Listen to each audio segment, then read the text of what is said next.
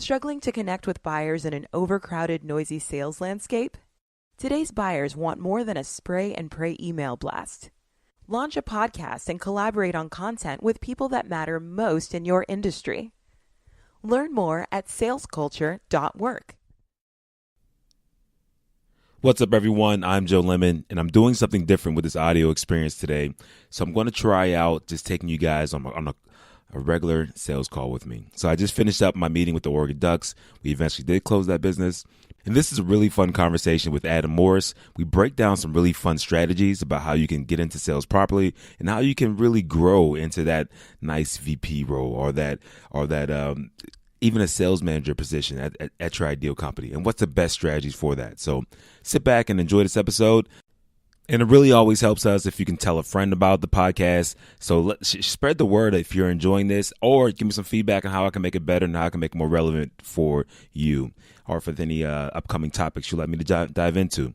You can reach me at sales_culture on Instagram or on Twitter, or just, drop a comment right there in iTunes. Give it 6 stars, give it 5 stars, whatever you can do for me. I would greatly appreciate it. With that, let's jump into the episode.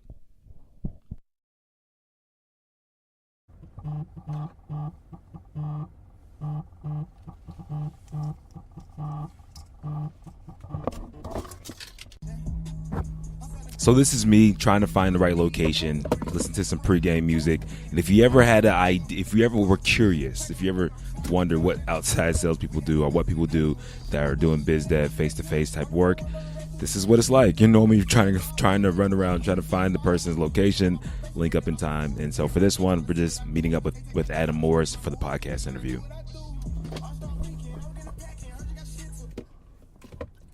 All right.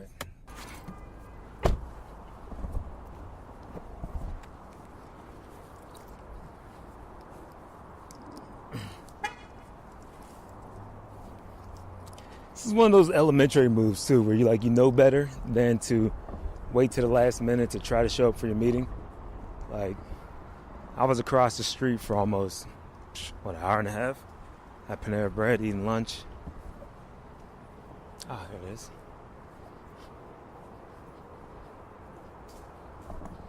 All right. Think I found it. Sweet 308.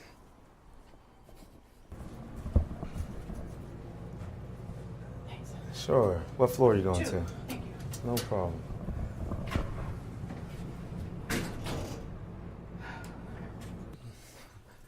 Scouring around looking for the room. It looks like I found it. Hey, how's it going?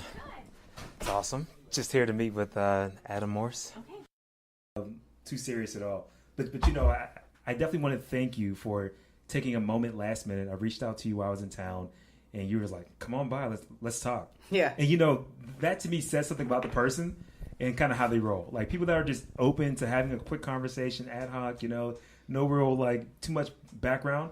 And I was kind of peeking around on your site, trying to see what you guys are up to.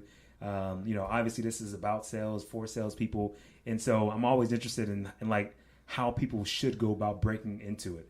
I know how I get it pretty much started because I was going door to door selling expensive vacuum cleaners that nobody bought. What were they, like Rainbow or Stark or something? Kirby, got it. Kirby vacuum cleaners. It was like $1,500. The only person that purchased it was my mom. Yeah, and I was out of sympathy. So yep, it's still there at the house. I'm not sure if it works, but it's still there. It sucks up that dirt though. It does though, man. It does suck it up.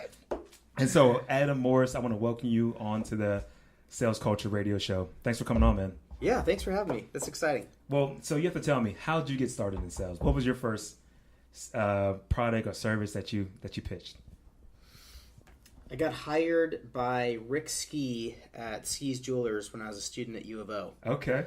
And he was always telling me things like, "Adam, why didn't you iron your shirt?" And I was just like a dumb kid. I was probably like 19 or 20 or something. Yeah.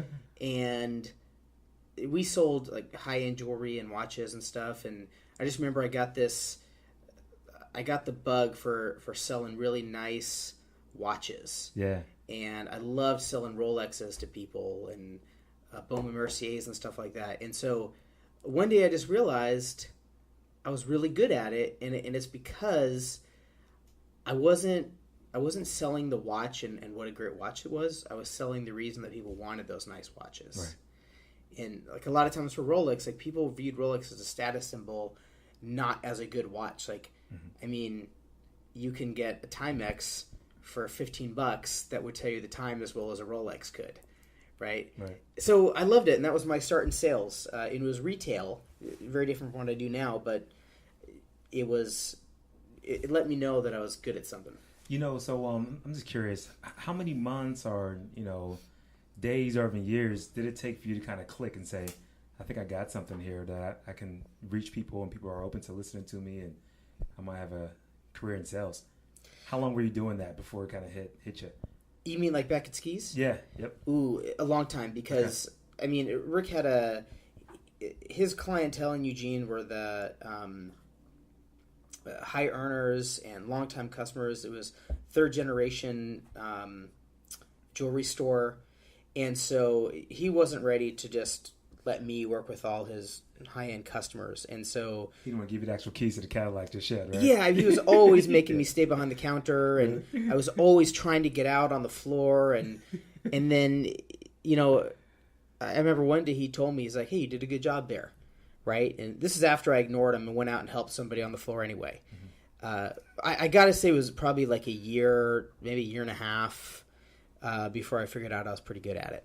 It's pretty cool. That's pretty, a lot of people, there's this one saying, I'm not sure if I totally agree with it, but there's this saying that says the only people that stay in sales are the people that are good at it or they have nothing else better to do. Totally.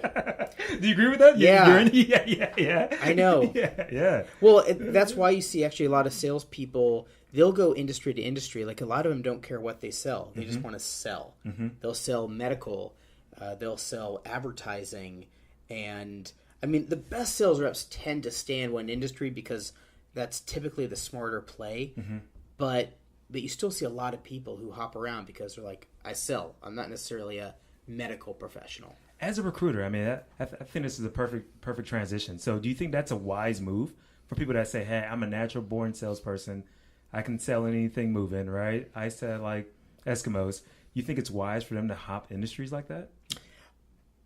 Well, usually not. I don't fault anybody for moving to a different industry, but I would say more likely than not, you're going to earn the most or be the most successful when you create value for yourself in a niche. And so if you're constantly hopping around, you are probably an individual contributor forever, right? You're always going to be on the front lines. And if you like that, then that's great. Sure. It's a great point, man. And there's a lot of people who say, I need to earn my $100,000 and I want to get home and coach my kids and be a good spouse, partner, whatever, and friend. Yep. And so that's rad. They've got it made at that point. But for the person who is really playing the long game and they want to make sure that they end up as a specialized sales rep where they can't be tossed aside when they get to age 55 or so, or they want to be a VP, they're probably trying to build their value within a specific field. That's really good insight because I think that, so I've been selling for a while and I've been the guy, boots in the street, put me in the field. I'll go by myself, generate lots of my leads myself. And I think that's fine. I feel like I can always get into a job and maintain it and then exceed quotas, right? I feel like that's possible. But the transition into the VP sales director role, I mean, that takes another sale, I feel like. That's almost like a separate leap into your actual career. How do you kind of guide people around that? I mean, because you probably see a lot of salespeople that are reps and people that are trying to get into upper management. Do you have any insight about how you transition? I'm being selfish now, obviously. Sure. Yeah. So yeah. I guess I don't know the statistics on this, but it seems like most leaders have taken a promotion from within the company. Yeah. As opposed to, let's say you have two competitors. Let's say you have like Cintas and Aramark. I think it's less common that Aramark hires a Cintas rep and then says, you're our sales manager. But I think that is common when you have two competitors. Maybe like a director gets hired to be the VP. Right. Right. So I think for that first step from rep to sales manager, typically people are going to like sort of this lead role where they're helping to train new hires, and they take on the responsibility of a manager if their manager's on PTO or maternity leave or something like that. They get hired as sales manager, maybe from a different market or something like that. Mm-hmm. But then later on, you can see them sort of zigzag from company to company, taking different levels of responsibility. That makes sense, man. I mean, because, a lot of times, trying to sell yourself as a manager in a company that you're not proven in, that has to be, a really uphill battle, a pretty tough conversation to have, for the first round of interviews, right? When you're trying to break in, I could imagine. Unless maybe your previous director or something is at this new company and they recruit you. Yeah. But it's kind of the same thing, right? You've Yeah. proven yourself as a frontline contributor, Mm-hmm. and then somebody else saw that and they say, I want this guy to lead my team, or this woman to lead my team. That's awesome. Yeah. So I want to talk a little bit about what you guys have going on here at Sales First. Mm-hmm. How'd you get into this aspect of the business? So you started selling high-end luxury type of pieces, and now you're kind of in this role where you're helping other salespeople get into their dream jobs. Yeah, so I was a student there, and when I graduated, I had a couple sales jobs that I did well at. Mm-hmm. But really, where I really developed as a sales professional and as a sales leader was at T-Mobile. And I was on the business side of things, started out mid-market and then moved to enterprise and had a leadership stint in there. And I loved it. And what was great about T-Mobile was that I had all these different mentors that were, a phone call away, an email away, and there were so many opportunities to get training and to learn from like the enterprise team. But one day, here's what happened when I realized that it was time to leave and start my own deal. Yeah. I had one kid, I had two on the way, and T-Mobile was going through all these different mergers. I mean, it actually took a while for these mergers to actually happen, but it felt like every 6 months, hey, we're going to be merging with Sprint. Okay, never mind, we're going to be merging with AT&T. Cancel that. Yeah, and it was like, Yeah. I just remember thinking, I thought I was so safe at this big company. But really what's going to happen is that some 21-year-old who graduated early from Harvard, who had a pink highlighter pen, was going to highlight my name. He had no clue who I was, and I was going to be gone one day. I was right, but I was probably about 3 years too early when, in figuring out when that was going to happen. So I just remember thinking I can trust myself more than I can trust this company, and that was about 8 years in. And so one of my best friends, he owned West Coast Careers up in Seattle. Okay. And he taught me how to run a recruiting agency. Then I opened one up here in Portland. Man, that's so cool, man. I feel like, especially from my generation, if you don't mind me asking, how old are you? I just turned 39. Oh, sweet, man. So we're about the same age. So Okay. I'm like 35. And it's like, people that came up around us, a lot of our parents, I'm not sure what your parents told you, but a lot of people from our generation were like, hey, get the job, lock it in. You know what I mean? Yeah. But our mentality, I guess that's the whole counterculture type of movement that every, different age group goes through, is that we're like, I know pretty much everybody wants to start their own business. Everybody wants to have their own, everybody has their own idea, at least anyway. Whether they're going to go execute on it, that's a totally different conversation. but I feel like everybody wants to get involved. So, I mean, like, once you start an agency, do you think that a lot of people are coming here to kind of launch their own careers? And how do you kind of manage that, I guess, with your own team? Because I can imagine trying to start an agency has to be kind of tough like that as well. Oh, you mean like, am I worried that I'm training my competition for later? Yeah, kind of, yeah. That's a great question. Yeah. Because that was one of my concerns early on, and there's a whole bunch of philosophies about how if you're scared of that, you're doing things wrong. Sure. Right? Like I think there was some saying, it was like a manager says, hey, what if we train all these people and then they leave? And then the other leader in the conversation says, what if we don't train them and they stay? Yeah. Right? Yeah. And like, what's worse? Yeah. But when I was fresh out of school, I went to this interview with American Express Financial Advisors. Uh-huh. And it wasn't for me, but the lady who was leading the group presentation said something that stuck with me forever. And she said that after a certain point, these financial advisors, they realized, they're like, why am I working here and giving X amount of my revenue to this company? All my customers are loyal to me, not to American Express.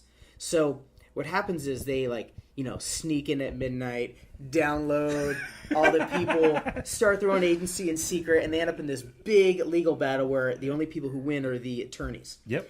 And so they developed this thing that they call Phase 2, where once you hit certain benchmarks, they'll actually help you create your own investment agency. Super smart. And you switch the ratios of where the revenue goes. But that way... They kind of embrace it for the most part then. They embrace it. And that's what we did here. Okay. And so pretty much after roughly 5 years of working here, if you continue to progress, you can run an agency with your eyes closed, right? And so my thing is, hey, instead of going out and competing against us, we'll invest in you to start another agency. And you get to use all of our infrastructure, all of our resources. We'll help you. We'll introduce you to clients whenever market you start. Wow. And so there's a lot of different ways we do that. And, that's how Denver was launched. Okay. Yeah, I was going to ask you. Yeah, because you have multiple locations. Yep. And like Phoenix too, right? Is that the same? Yeah, Phoenix wasn't exactly done in that way. Phoenix was a colleague of mine from T-Mobile. Okay. And so Patrick Ortman runs Phoenix. And I left a voicemail for him, and I said, hey, dude, one day you're going to get your walking papers from T-Mobile, and when that day happens, call me, because we should open an office together. 4 days later, he called me and he said, I got my walking papers from T-Mobile. Wow. Which is what happens. Like, you get to middle management. I think he was a senior director or something like that, and it's just a matter of time before you get removed. Start cutting the fat. Yeah, totally. Yeah. Jeez. So, yeah, that's what we do now. I mean, that's part of our career trajectory for people is you're going to leave this place. If you stay here for 20 years in this one place, you're probably not growing. So let's help you grow. Let's get you something on your own, and we'll help. Man, I think that's a brilliant strategy. I mean, I'm not sure if that's how most people operate, but it seems like why try to fight what everybody wants to be a part of anyway? And a lot of times it's the thing that got you really excited about the business as well, that opportunity, right? And so that's so cool that you can kind of do that and kind of help people start their own locations. And, I took a lot of that from Pete Carroll, too. Okay. I don't know, are you of course. a sports fan? Okay, yeah, so absolutely. I kept the article. I saved it. But Pete Carroll talks about how everybody is just passing through. Nobody is coming to spend their life with the Seahawks. They're all just passing through because it's their life. And he's going to do whatever he can to help you while you're here. And if your goal is to become head coach, he's going to do what he can to help you get there because you're going to leave anyway. It's the best strategy. I love it. Totally. Man.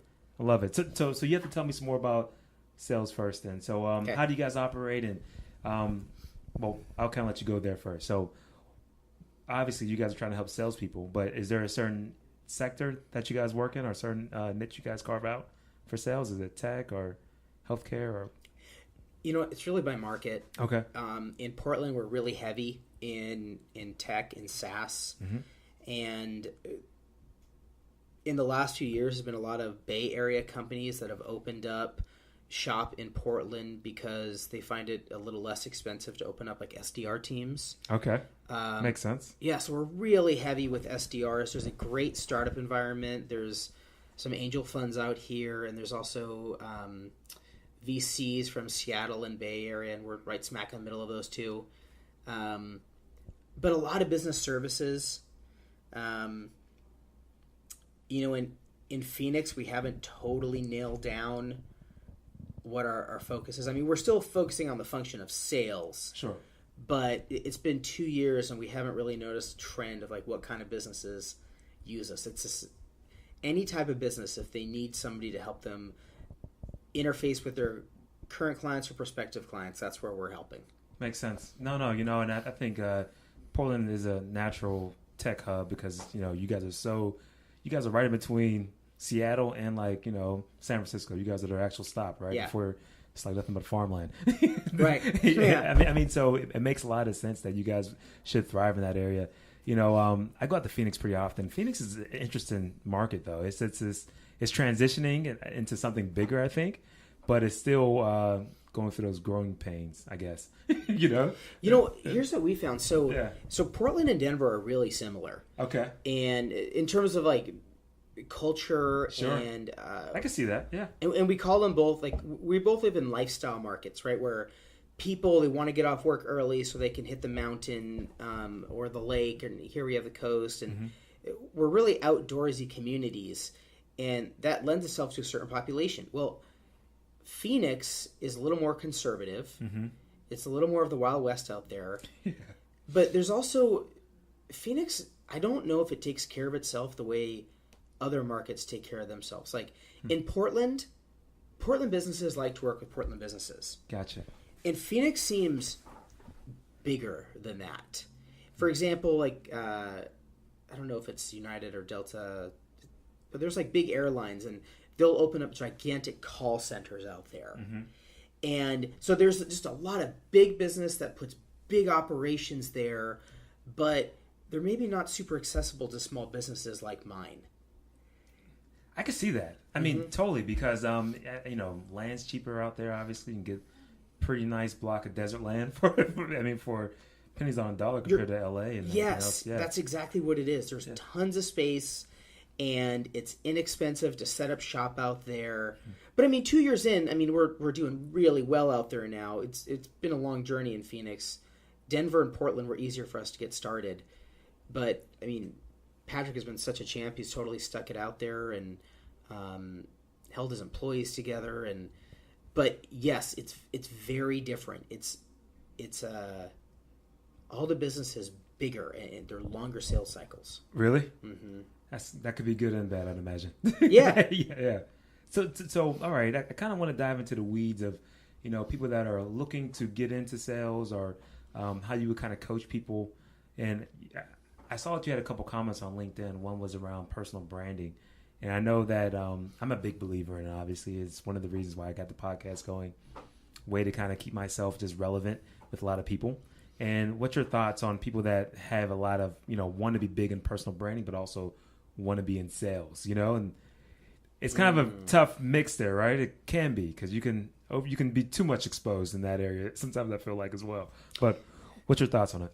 Yeah, so actually, a lot of this goes back to, there are 2 books out there. Okay. One's called The E-Myth.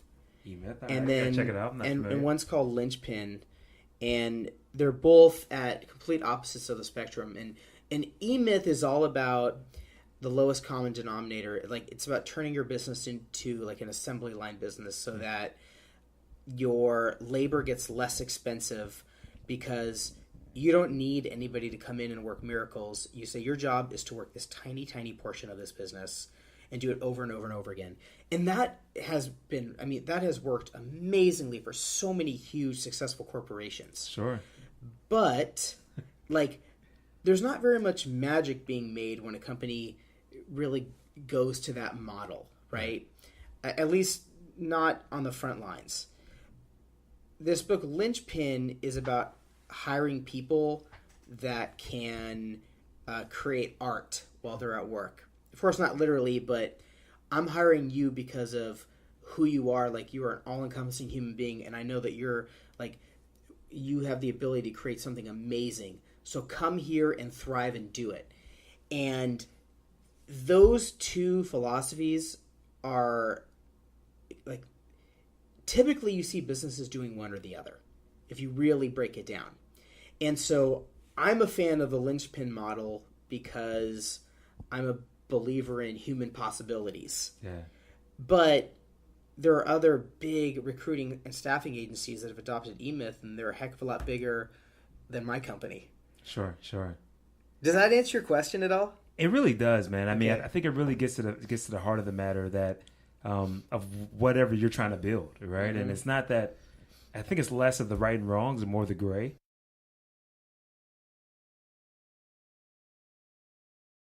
Big one. Robert Half. Yeah. Well, they got, I don't know how many employees, tens of thousands, I would imagine. And and they're a machine, it seems like. But I've had numerous friends work for them, and it feels like they kind of go in and they get they make some good money and then they leave. You know, maybe it burns them out or whatever that case may be. Yeah. Yeah. And so the personal branding, it's less like marketing yourself and more of just embracing like all of you and putting yourself out there. Nice. Is there a line that you try to tell your actual candidates to say, hey, look, you know, what you're doing on Instagram might be a bit much here for us to get you hired at XYZ employer? Yeah, for sure. Yeah. Okay. Yeah. Okay. I mean, so you guys actually kind of getting like in the weeds with them a little bit on that standpoint? Yeah, well, I've yet to write this book, Okay. but I want to write a book on authentic interviewing. Yeah. Oh man, it's a perfect title. Yeah. Yeah. And just about how if you interview as yourself and only yourself, when you get offered the job, pretty good chance it's a good fit. Yep. And if you don't get offered the job, pretty good chance you dodged a bullet, right? Now, you might disagree if you need a job really, really bad and you're about to lose your home or something like that. You just need a job. But that's what my book is about, that's what I would like my book to be about, right? And it's something that I talk to all my candidates about. Wow. And so I teach them to not be apologetic about who they are, what they stand for. But, you know, at the same time, we also coach them like, hey, if you have, you know, piercings and tattoos, let's still follow basic rules of etiquette and do your best to cover them up. Like fully knowing that, especially in the Northwest, those things are part of our culture and it's totally normal. But let's follow some tradition and show respect in the interview process. Man, you know, I love that book title, man, because, I mean, being fully transparent, I struggled with that at first. You know, it's like just going to an actual interview and saying, this is who I am, and you end up internally or externally, right? Yeah, like imagine going on a date and all you did was put on this image, and then it's not going to take long. Of first dates. Yeah, just going to realize who you are. Yeah. The wife always figures it out, man. Yep. Yeah, whether it's like year 1 or like year 15, right? Totally. Yeah. Yeah. I get it. Well, man, I definitely want you to write that book. Seriously. Cool. I mean, man, because I think it's a struggle for a lot of people. So if we kind of press in a little bit more on that, how would you kind of coach someone through that that's maybe trying to polish himself up too much or trying to be too real, let's say, you know, and they have piercings coming through? I mean, would you tell them to kind of clean it up from that standpoint? Or would you? Well, here's an example. What's some advice you'd give? Yeah. So a really common interview question is, what are your strengths and weaknesses? And I'll ask candidates, how would you respond if somebody asks you what your strengths and weaknesses are? And we'll get a lot of cliche answers, right? Like the weakness is I'm a perfectionist. And it's like, oh, wow, you too? Like that's what everybody says. Super hard worker, man. Yeah. And so, I mean, so I asked him, I said, like, for real, what's your real weakness? What are you not good at? And then I'll get some answer, and I'll have to dig sometimes, but I'll get an answer that is really believable. And I'll say, okay, I believe that's your weakness. And now I'm going to charge you with taking ownership of that and being unapologetic for it. And for example, one of my weaknesses is that I always think I know the answer right away. Like I don't always take the time to fully investigate the issue and, you know, come to like a logical conclusion. I'm like, oh, I know how to fix this. And then, I don't know, maybe 30% of the time, I make it 10 times worse because I just went in, right? Yeah. But if I were to apply with another company, I'd really want them to know that's what they're getting with me. Right. Like 70% of the time, I'm going to fix that issue in 2 seconds. 30% of the time, I'm just pouring gasoline on a fire.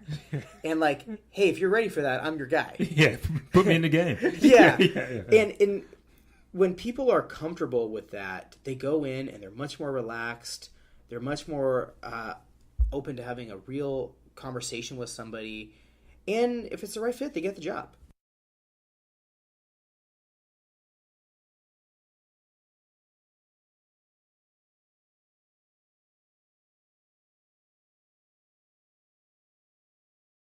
Yeah. And you know, what's some advice to those guys? They're like, hey, I want to break into the marketing industry, but it seems like it's hard for them to break in because they don't have any experience, but they have sales experience. Have you noticed any rubs there or any advice that you can give to those people besides just putting in applications at every opening spot that you see?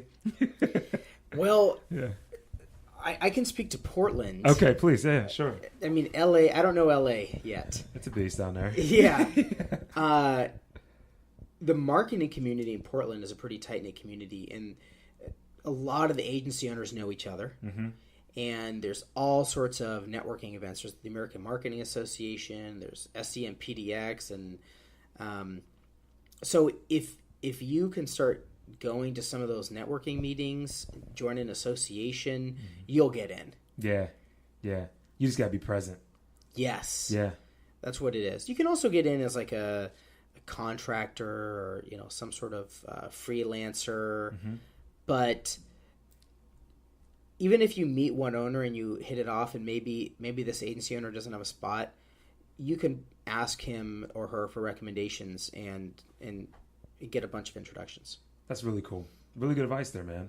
So, we're almost about to wrap it up, but I want to get your opinions on the future of recruiting, because I feel like I see a brand new piece of software, at least maybe a couple times a month or something like that, where I was even working with this one group out of the Bay called Clara Labs, and it's like automatic, type of scheduling apps that are all coming out. I mean, where do you kind of see it going with all the tech? Or just kind of getting your overall feel of the future of this industry.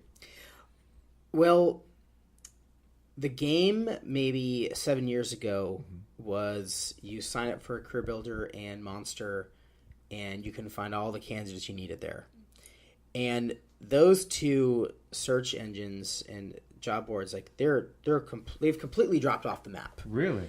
Totally. Now the game is Indeed and ZipRecruiter if you're looking at job boards. Yeah. And that's for sales. Tech has its own. There's like Dice, and there's so many there. But LinkedIn Recruiter is probably our number one tool. But every year there's some dominant player that wants to charge recruiting firms like just astronomical sums of money because they know they can. Right. And so every year, come December, we're looking for alternatives to leverage when it comes time for that negotiation. So I check out a lot of these other pieces of technology. But here's the thing, though.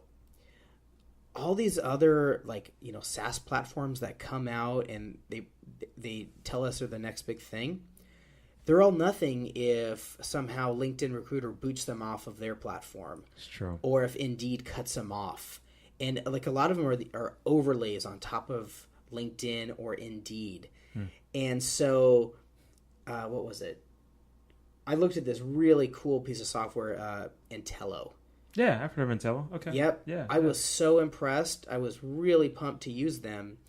But if somebody doesn't have a LinkedIn profile, you're not really finding them on Intello, right? Because they scrape all these other services. And I've seen it happen. We would invest in some sort of technology, and then all of a sudden that technology gets a cease and desist from Indeed or LinkedIn, and all of a sudden that technology is completely null and void. It's pretty wild to think that there's a couple major players like that control a lot of it. I mean, because there's also people, if you're doing well in sales, you might not even be looking. If you don't sell B2B, you might not go on LinkedIn that much to kind of update your profile and just, comment and then engage and even check messages, right? So it's really interesting to me that there's so much tech, but it kind of comes down to a couple players. It really does. Yeah, it really does, and they've got us. Yeah, they got us by the chokehold. Huh? Yeah, totally. Yeah, I love it, man. I mean, so talk about your actual camp here. What's next for you guys?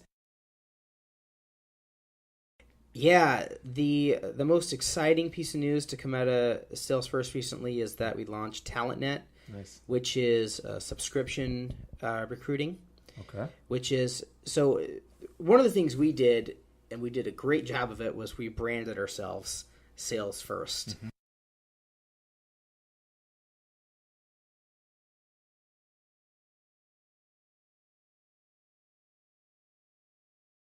But we're not getting calls for when people need to hire an accountant, and rightfully so.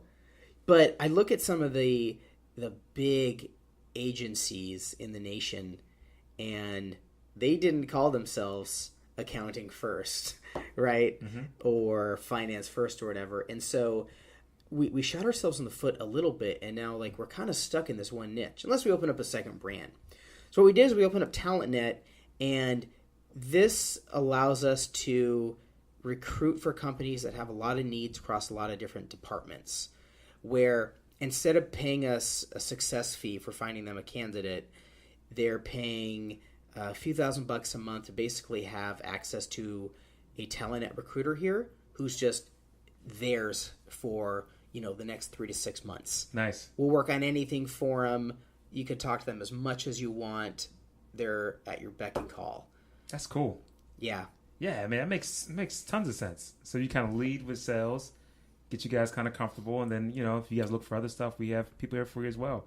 Yeah, and it's not going to be as profitable, but it's going to be more scalable. Gotcha. And that's one of the things that agencies face is like, how do we scale without like selling our soul? And this is sort of this is our answer to that.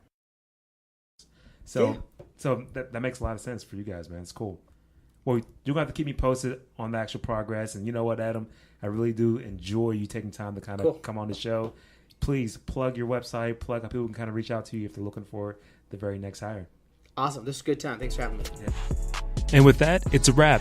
I want to thank you guys so much for tuning in to the Sales Culture Radio Show. And to learn more about the agency, go to salesculture.work. And don't forget to rate it and subscribe wherever you listen to the podcast.